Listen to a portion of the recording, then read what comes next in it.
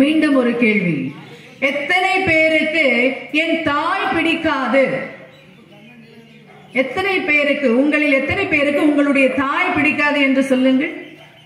எனக்கு எங்க அம்மாவை பிடிக்கவே செய்யாது. இங்க பாருங்க, அம்மாவை யாருக்காவது அம்மாவை பிடிக்காம இருக்குமாங்க இந்த உலகத்துல? பிடிக்காது, பிடிக்காது.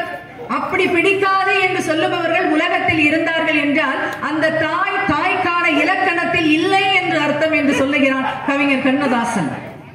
தாய் என்ற இலக்கணத்தை அவள் இழந்து விடுகிறாள் என்று சொல்லுகிறான்.